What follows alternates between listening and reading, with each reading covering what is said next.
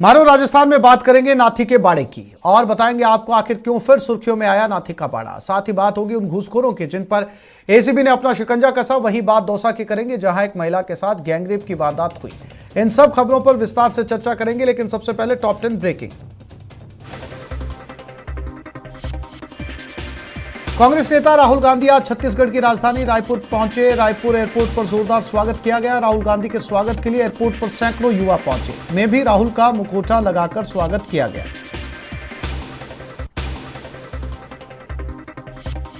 कांग्रेस के राजस्थान प्रभारी अजय माकन 6 और 7 फरवरी को जयपुर दौरे पर आएंगे। इस दौरान अजय माकन सभी विधायकों के साथ बैठक करेंगे। इस दौरान सीएम अशोक गहलोत भी मौजूद रहेंगे। सुप्रीम कोर्ट ने graduate aptitude test in engineering परीक्षा को स्थगित करने की मांग वाली याचिकाओं को खारिज कर दिया। परीक्षाएं 5 फरवरी से शुरू होने वाली हैं। भारतीय प्रौद्योगिकी संस्थान खड़गपुर द्वारा सीबीटी मोड में गेट परीक्षा 2022 अपने तय तारीख पर होगी। हरियाणा के लोगों के लिए निजी क्षेत्र में नौकरियों में 75% आरक्षण प्रदान करने संबंधी खट्टर सरकार के कानून पर पंजाब हरियाणा हाईकोर्ट ने रोक लगा दी है। गुरुग्राम इंडस्ट्रियल एसोसिएशन ने सरकार के इस फैसले को हाईकोर्ट में चुनौती दी। सुप्रीम कोर्ट ने graduate aptitude test in engineering परीक्षा को स्थगित करने वाली मांग याचिकाओं को खारिज कर दिया। परीक्षाएं 5 फरवरी से शुरू होने वाली हैं। भारतीय प्रौद्योगिकी संस्थान खड़गपुर द्वारा सीबीटी मोड में गेट परीक्षा 2022 अपने तय तारीख पर होगी। साल 2020 में गलवान घाटी में हुई हिंसक झड़प में चीन को भारत से ज्यादा नुकसान पहुंचा था और उसके कई सैनिकों की मौत नदी में डूबने से हुई। यह दावा ऑस्ट्रेलिया के अखबार द क्लैक्सन ने अपनी रिपोर्ट में किया है। कोटा के सुल्तानपुर पंचायत समिति में एसीबी ने कार्रवाई की। एसीबी ने कार्यवाहक बीडीओ विश्राम मीणा को रिश्वत लेते ट्रैप किया। बीडीओ ठेकेदार से 50,000 की घूस ले रहे थे। देश में जानलेवा कोरोना वायरस महामारी के मामले कल की तुलना में आज बढ़े। देश में पिछले 24 घंटे में कोरोना वायरस के 1,72,433 नए मामले सामने आए। 1,008 की जान गई। आज कोरोना के 6.8% केस ज्यादा सामने आए हैं।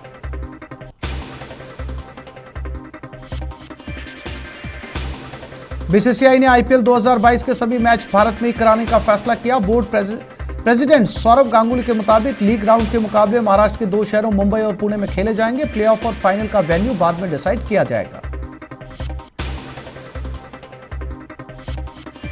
भारत ने सेमीफाइनल मुकाबले में ऑस्ट्रेलिया को 96 रनों से हराकर अंडर 19 विश्व कप के फाइनल में अपनी जगह पक्की कर ली। टीम इंडिया लगातार चौथी बार इस टूर्नामेंट के फाइनल में पहुंची है। अब खिताबी मुकाबले में 5 फरवरी को भारत का सामना इंग्लैंड से होगा।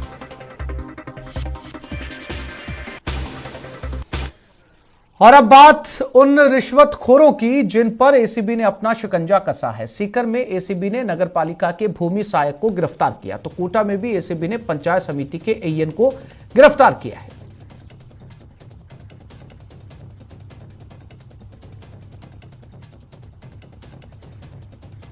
सीकर में एक्शन में एसीबी। लोसल नगरपालिका में एसीबी की कार्रवाई हुई। नगरपालिका का भूमि सहायक ट्रैक हुआ। पट बनाने की एवज में घूस ले रहा था। 5,000 की घूस लेते हुए गिरफ्तार हुआ। भूमि सहायक विशाल को गिरफ्तार किया गया। सीकर एसीबी के डीएसपी जाकिर अख्तर ने कार्रवाई की।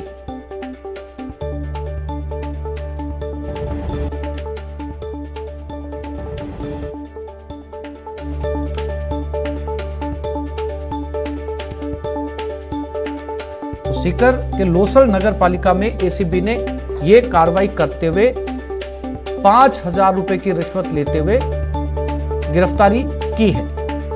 एसीबी की कार्रवाई सीकर के लोसल में।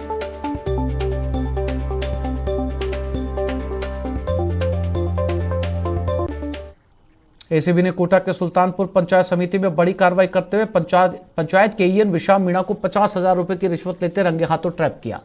आरोपी ने परिवादी ठेकेदार से इंटरलॉकिंग के काम को बंद करवा दिया और निर्माण सामग्री को पास करने की एवज में 1 लाख की डिमांड की थी, जिसके बाद टीम ने एईएन को उसके सरकारी आवास पर 50,000 की रिश्वत लेते दबोच लिया। आरोपी विश्राम मीणा के पास वर्तमान में कार्यवाहक विकास अधिकारी का चार्ज भी है।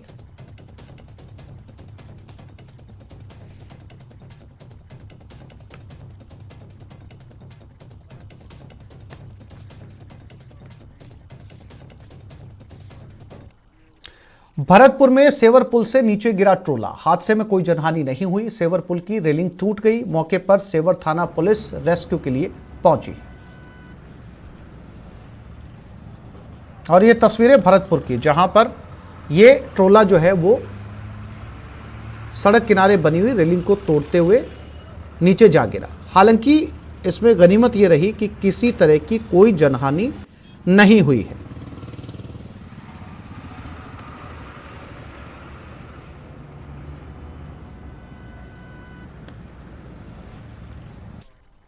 दौसा जिले के लालसोट थाना इलाके में एक महिला के साथ गैंगरेप की वारदात सामने आई। पीड़ित महिला ने लालसोट थाने में मुकदमा दर्ज करवाया, जिसमें उसने गांव के 2 लोगों पर घर में घुसकर दुष्कर्म करने का आरोप लगाया है। पीड़ित के मुताबिक बनवारी लाल और लाला राम ने उसे घर में अकेला पाकर उसके साथ मारपीट की और फिर दुष्कर्म किया। थाना क्षेत्र में गैंगरेप का इस्तकाल के माध्यम से मुकदमा दर्ज हुआ है और उसमें अनुसंधान शुरू कर दिया है। मेडिकल करवा के 164 के बयान करके अंतिम नतीजे पहुंचेंगे। उसके जैसा अनुसंधान में आएगा उसके अनुसार आरोपी की गिरफ्तारी करेंगे। दौसा में प्रधानमंत्री सम्मान निधि योजना में बड़ा फर्जीवाड़ा सामने आया। यहां हजारों लोगों ने फर्जी किसान बनकर सम्मान निधि योजना का लाभ उठाया और करोड़ों डकार लिए। इस खुलासे के बाद प्रशासन तेजी से ऐसे लोगों की पहचान बनाने में जुटा है और उनसे रकम वसूलने की तैयारी कर रहा है। हालांकि ऐसे लोगों से करोड़ों की रिकवरी प्रशासन के लिए बड़ी चुनौती है। इस योजना का लाभ ऐसे लोगों ने भी उठाया जो सरकारी नौकरी में है। इतना ही नहीं, कई बिजनेसमैन भी किसानों की हकमारी से नहीं चूके और फर्जी किसान बनकर इस योजना का लाभ उठा लिया। दौसा जिले की बात करें तो यहाँ 6062 डिफॉल्टर किसान हैं जो इस योजना के पात्र नहीं है, फिर भी लाभ ले रहे हैं। ऐसे में प्रशासन ने कानूनी डंडा चलाया और तहसीलदारों के माध्यम से डिफॉल्टर किसानों को नोटिस थमाए जा रहे हैं और रिकवरी शुरू कर दी गई है।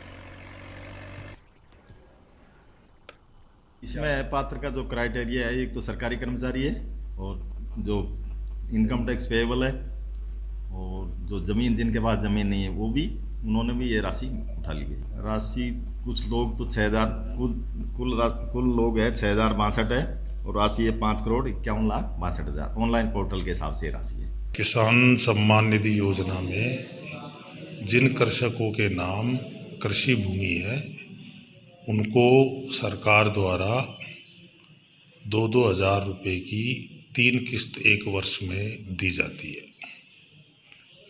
काफ़ी लंबी समय से योजना चल रही है।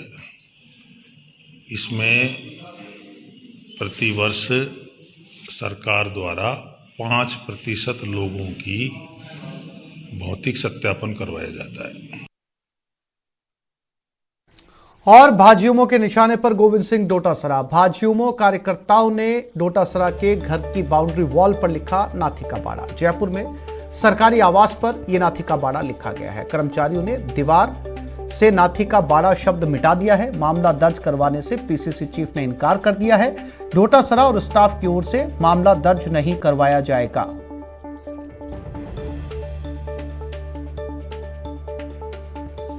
तो आज ये बड़ा विवाद जब गोविंद सिंह डोटासरा के घर के बाहर पहुंचकर 3 भाजयुमो कार्यकर्ताओं ने नाथी का बाड़ा काले शब्दों में लिख दिया। इसके बाद जब इसको लेकर हंगामा मचा तो आनन फानन में पेंट वालों को बुलाया गया। फौरन इस दीवार से इन काले शब्दों को हटाया गया और दीवार का रंग फिर से सफेद किया गया। जब गोविंद सिंह डोटासरा से इस बाबत बातचीत की गई तो उन्होंने इस पूरे मामले पर कोई भी कानूनी एक्शन लेने से इनकार कर दिया। ये 2 तस्वीरें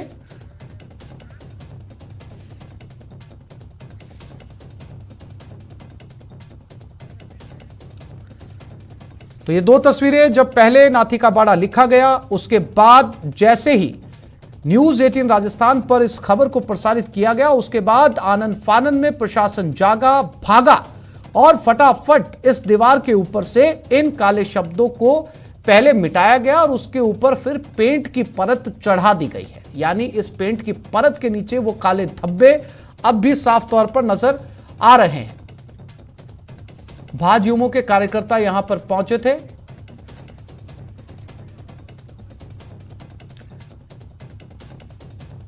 रीट परीक्षा में धांधली पर विवाद थमता नजर नहीं आ रहा है। मामले को लेकर जयपुर में प्रदर्शन कर रहे भाजयुमो कार्यकर्ताओं पर हाल ही में हुए लाठीचार्ज की नाराजगी कांग्रेस प्रदेश अध्यक्ष और पूर्व शिक्षा मंत्री गोविंद सिंह डोटासरा के आवास तक भी दिखाई दी। बीती देर रात भाजयुमो कार्यकर्ताओं ने पूर्व शिक्षा मंत्री गोविंद सिंह डोटासरा के आवास की दीवारों पर काली स्याही से नाथी का बाड़ा लिखकर विरोध किया। इसके बाद पुलिस ने नाथी का बाड़ा शब्द को मिटवाया और डोटासरा के आवास की सुरक्षा को बढ़ा दिया गया है। और लगे हाथ आपको यह भी बता देते हैं कि क्यों लिखा गया था नाथी का बाड़ा। 10 महीने पहले तत्कालीन शिक्षा राज्य मंत्री गोविंद सिंह डोटासरा से टीचर मिलने के लिए पहुंचे थे। झुंझुनू जिले के टीचर्स पर गोविंद सिंह डोटासरा भड़क उठे। डोटासरा ने ज्ञापन देने पहुंचे टीचर से कहा था, तुम मेरे निजी आवास पर कैसे पहुंचे। डोटासरा ने ज्ञापन देने पहुंचे टीचर से कहा था, मेरे घर को नाथी का बाड़ा समझा है क्या। अब लगे हाथ आपको नाथी का बाड़ा की कहानी भी बता देते हैं। नाथी मां बाल विधवा थी।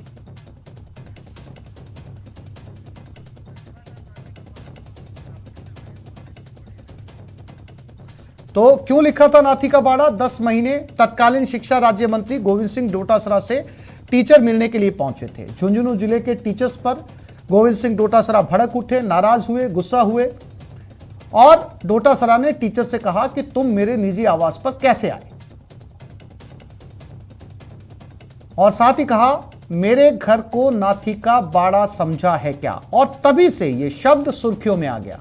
कहावत है, मुहावरा है और यह मुहावरा हालांकि पहले भी इस्तेमाल होता रहा है, इसीलिए गोविंद सिंह डोटासरा ने भी इस मुहावरे का इस्तेमाल किया और उसके बाद जैसे ये मुहावरा जो है वो गोविंद सिंह डोटासरा का पर्याय बन गया हो। अक्सर विपक्ष ने भी इस मुहावरे का इस्तेमाल करते हुए गोविंद सिंह डोटासरा के ऊपर तंज कसे हैं और आज गोविंद सिंह डोटासरा के घर के बाहर लिखा भी गया नाथी का बाड़ा।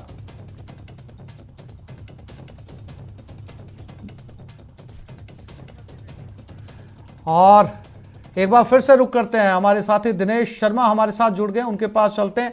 दिनेश, शब्द को मिटा दिया गया है, इस मुहावरे को मिटा दिया गया है और इन काले शब्दों के ऊपर सफेद पेंट की परत चढ़ा दी गई है और गोविंद सिंह डोटासरा ने इस पर किसी तरह की कानूनी कार्रवाई या एक्शन लेने से भी इनकार कर दिया। क्या कुछ कहा पीसीसी चीफ ने इस पूरे मामले पर?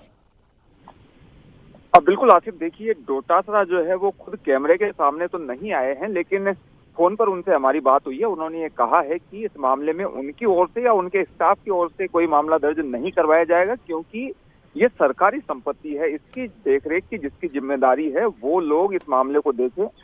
उन्होंने कहा कि क्योंकि ये मामला जो है वो सार्वजनिक संपत्ति को नुकसान पहुंचाने का है, तो इस मामले में जो जिम्मेदार विभाग है उनकी ओर से मामला दर्ज करवाया जाना चाहिए। जहां तक देखरेख की बात है तो पीडब्ल्यूडी विभाग जो है वो सरकारी आवासों की देखरेख करता है, निगरानी की जिम्मेदारी जो है वो पुलिस विभाग की है। तो एक तरीके से ये कहा गया है पीसीसी चीफ की ओर से कि पुलिस या पीडब्ल्यूडी डिपार्टमेंट को जो है इस मामले में मामला दर्ज करवाना चाहिए। तो पीसीसी चीफ की ओर से फिलहाल इस मामले में कोई जो है मामला दर्ज नहीं करवाया जा रहा है। और जहां तक नाथी का बाड़ा लिखने का मामला है तो अब वो शब्द जो है मिटा दिए गए हैं। जैसे ही भाजयुमो कार्यकर्ता वहां पर पहुंचे, उन्होंने लिखा वहां पर, उसके बाद जो है वो तुरंत हलचल मची। संभवतः डोटासरा के निवास से ही पुलिस को फोन किया गया और उसके बाद पुलिस मौके पर पहुंची।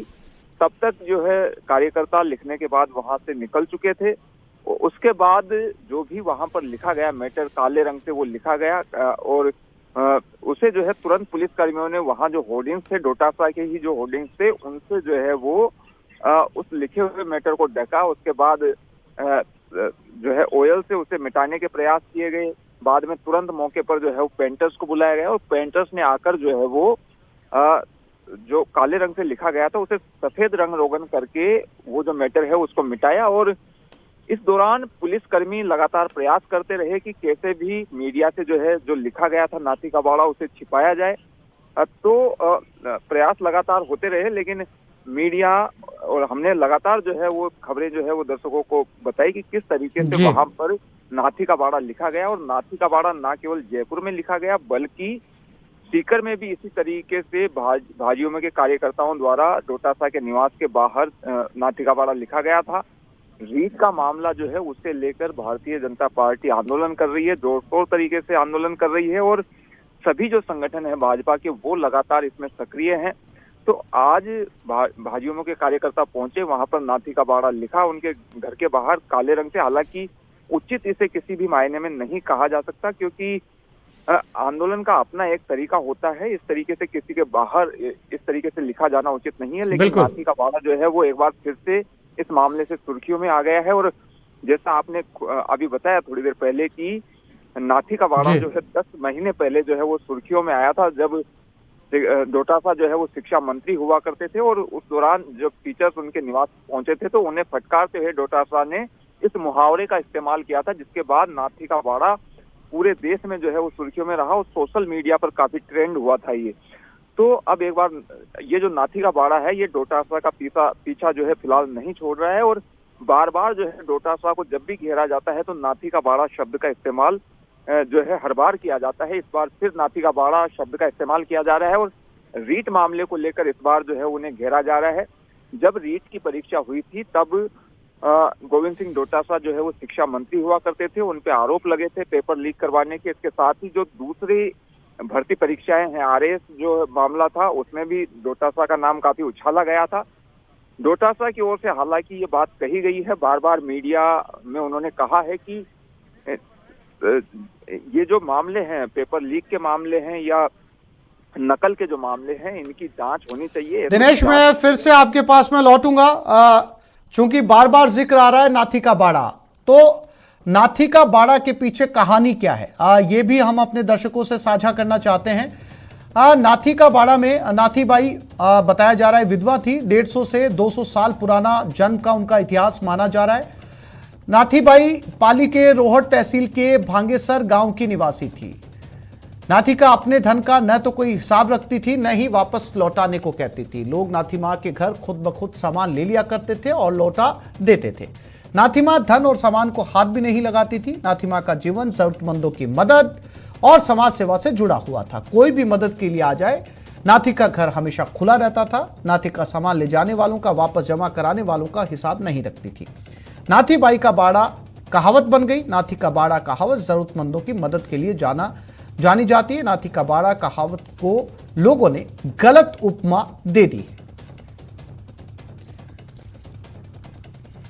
तो ये नाथी का बाड़ा का इतिहास है। दिनेश, जैसा कि हम अपने दर्शकों के साथ साझा कर रहे थे कि इसे नाथी का बाड़ा समझा हुआ है क्या, दरअसल अगर इसके इतिहास में जाया जाए तो ये बहुत नेगेटिव सेंस में यूज किया जाने लगा है, जबकि नाथी का बाड़ा एक पॉजिटिव कहावत है। एक ऐसी महिला की कहानी है जो पूरे समाज की मदद के लिए खड़ी रहती थी। जब भी उसके घर कोई आता था तो खाली हाथ नहीं लौटता था और कभी वापस मांगने का हिसाब नहीं रखा जाता था। और इसी कहावत को जो है वो शायद नेगेटिव सेंस के अंदर इस्तेमाल किया जा रहा है। दिनेश, अब बिल्कुल देखिए, शेखावाटी क्षेत्र में इस मुहावरे का इस्तेमाल होता रहा है, लेकिन आम लोग जो है इससे परिचित नहीं थे दूसरे क्षेत्रों के। लेकिन जब डोटासरा ने इस शब्द का इस्तेमाल किया था, इस मुहावरे का इस्तेमाल किया था, उसके बाद ये जो है वो सुर्खियों में छाया। और अब तो जो है वो लगातार नाथी का बाड़ा, जब भी कोई प्रकरण सामने आता है इस तरह का, तो नाथी का बाड़ा शब्द का इस्तेमाल होता है। और खासतौर से डोटासरा का जब भी कोई बयान आता है तो उसे जो है वो नाथी का बाड़ा से जोड़कर जो है वो ट्रेंड किया जाता है सोशल मीडिया पे। तो नाथी का बाड़ा जो है वो डोटासरा का पीछा फिलहाल नहीं छोड़ रहा है। और अब एक बार फिर से जो है उसी तरीके से नाथी का बाड़ा शब्द का इस्तेमाल कर डोटासरा को घेरने के प्रयास हो रहे हैं, जबकि रीट का मामला उछला हुआ है पूरे देश में। और रीट के मामले को लेकर भाजपा लगातार हमलावर है। दूसरे जो मंत्री हैं उनका भी जो है वो इस मामले में नाम उछाला जा रहा है। जी दिनेश, जानकारी के लिए आपका धन्यवाद।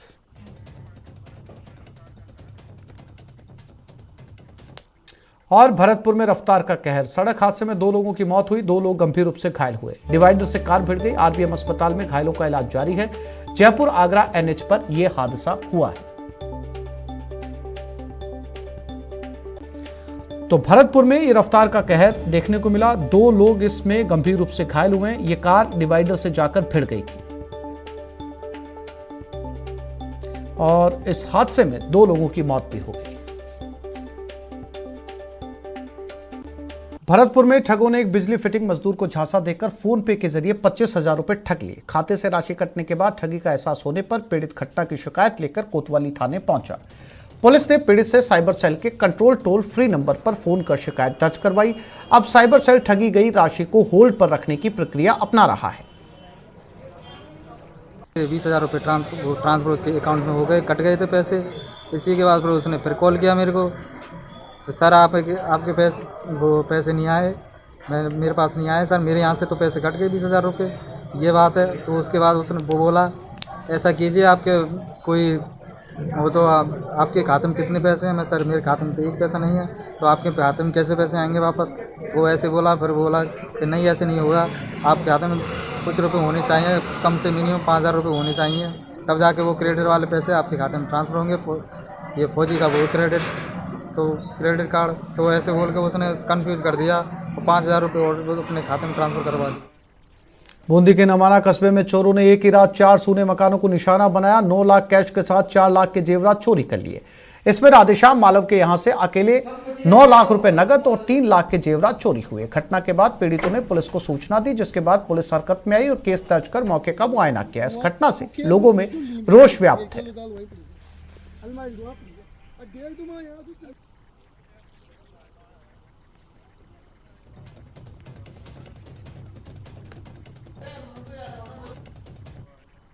भरतपुर के बयाना में चोर इतने बेखौफ हो चुके हैं कि उन्होंने भगवान के घर को भी नहीं छोड़ा। चोरों ने धुलेश्वर महादेव मंदिर की दान पेटी में रखी राशि को ही उड़ा लिया।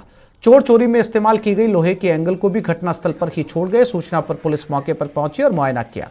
फिलहाल पुलिस चोरों की तलाश कर रही है। वहीं इस वारदात से लोगों में रोष है, क्योंकि मंदिर पुलिस स्टेशन के पास है, फिर भी चोरी की वारदात पुलिस की लापरवाही को सामने लाती है।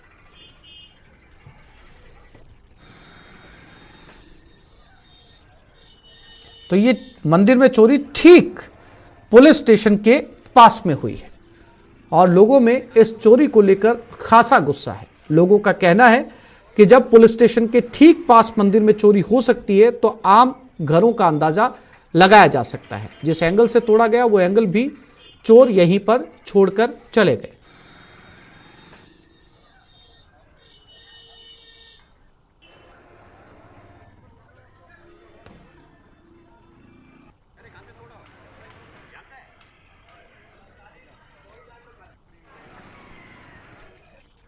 हाईकोर्ट में महिला वकीलों का हंगामा। वकील पूनमचंद भंडारी के खिलाफ यह हंगामा हुआ है। वकील पूनमचंद भंडारी की हाईकोर्ट में एंट्री बैन करने की मांग की जा रही है। भंडारी पर वकील दीप्ति जैन से अभद्रता का आरोप है। अशोकनगर थाने में एफआईआर भी दर्ज करवाई गई है। तो महिला वकीलों का ये हंगामा है। वकील पूनमचंद भंडारी के खिलाफ यह हंगामा किया जा रहा है।